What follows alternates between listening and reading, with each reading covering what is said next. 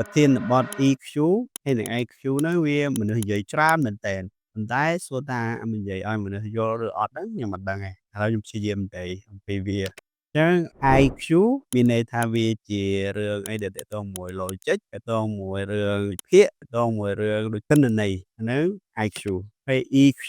ទាក់ទងមួយអារម្មណ៍ដូចជារឿងទំនាក់ទំនងរឿងសប្បាយកើតទុក្ខរឿងដោះស្រាយបញ្ហាអញ្ចឹងខ្ញុំន័យ IQ EQ ខ្លីប៉ុណ្ណឹងចំណុចទី2ខ្ញុំចង់ប្រាប់ថា EQ សំខាន់ជាង IQ ឆ្ងាយមែនទែនស្អីបើយើងអត់ចេះអត់មាន high EQ ទេចេះគ្រប់គ្រងអារម្មណ៍ទេយើងអត់អាចប្រើ IQ យើងបានទេហ្នឹងមានន័យថាយើងត្រូវចេះគ្រប់គ្រងអារម្មណ៍ចេះស្គាល់ពីខ្លួនឯងចេះរក្សាទំនាក់ទំនងបង្កើតទំនាក់ទំនងហើយយើងអាចវិភាគយើងអាចយកទិន្នន័យយើងអាចប្រើ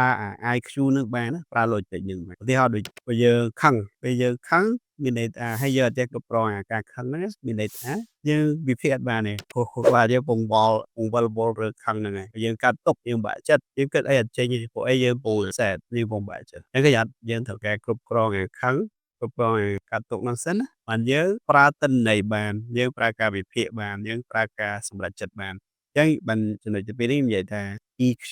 សំខាន់មែនតើសំខាន់ជាង IQ ទៀតប៉ុន្តែមិនមែនមានន័យថា IQ អត់សំខាន់ទេណា IQ តទៅយើងគ្រប់គ្រងអារម្មណ៍បានយើងប្រើការវិភាគប្រើទិន្នន័យប្រើការសម្រេចចិត្តចំណុចទី3ដែលខ្ញុំចង់លើកឡើងពី IQ EQ ឬថាដំណឹងល្អ EQ អាចអភិវឌ្ឍបានទេគឺអ្នកអាចរៀនបានអាច improve វាបានអាចអភិវឌ្ឍវាឲ្យល្អបានហើយខ្ញុំចង់ចែកម្លែកពី3ចំណុចដែលយើងអាច improve EQ របស់យើងបានទី1ស្គាល់ខ្លួនឯងថាយើងកំពុងមានអារម្មណ៍អីយើងមានអារម្មណ៍ហ្នឹងមកពីអីគេមកពីមូលហេតុអីចឹងណានេះស្គាល់ខ្លួនឯងចំណុចទី2បើយើងអាចធ្វើបានគ្រប់គ្រងអារម្មណ៍ហ្នឹងបានទីពេលយើងខឹងណាយើងកុំធ្វើអាសម្រេចចិត្តពេលយើងស្អប់ហ្នឹងយើងដឹងថាយើងស្អប់អត់យើងដឹងថាយើងចំណែនអត់គាត់តែដឹងប៉ុណ្ណឹងទៅជួយហើយទី3ដែលយើងអាច improve EQ បាននេះគឺជាយល់ចិត្តគេមានន័យថាមនុស្សដែលអត់ចេះយល់ចិត្តគេច្រើនគេបាក់ធ្វើការមួយគេអត់យល់ចិត្តគេស្អប់អីចឹងយើងសួរសំណួរថាបើខ្ញុំជាគាត់វិញខ្ញុំមានអារម្មណ៍មិន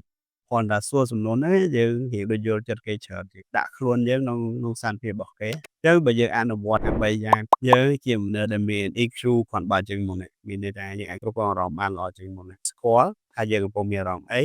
ហើយយើងអាចគ្រប់គ្រងអារម្មណ៍ហ្នឹងបើយើងស្អប់យើងខឹងក៏ដោយក៏យើងអាចធ្វើការមួយគេបានហើយមួយទៀតយើងយល់ចិត្តគេថាគេមានអារម្មណ៍មិនហើយពេលយើងយល់ចិត្តគេពេលច្រើនធ្វើការមួយគ្នាបានល្អនេះគឺជាវីដេអូមួយដែលខ្ញុំនិយាយដែរអីគេជា EQ អីគេជា IQ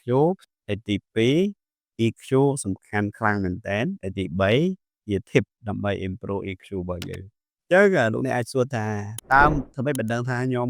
EQ ទាប EQ ខ្ពស់ឬ EQ នៅកណ្ដាលយើងមានឯកសារយើងមាន test ដែលយើងបកប្រែជាភាសាខ្មែរបើលោកអ្នកចង់គេថាធ្វើ test សាកមើលណាថា EQ កម្រិតប៉ុណ្ណាអាចចូលចុច link Telegram នៅទៅពួកខ្ញុំនឹងដាក់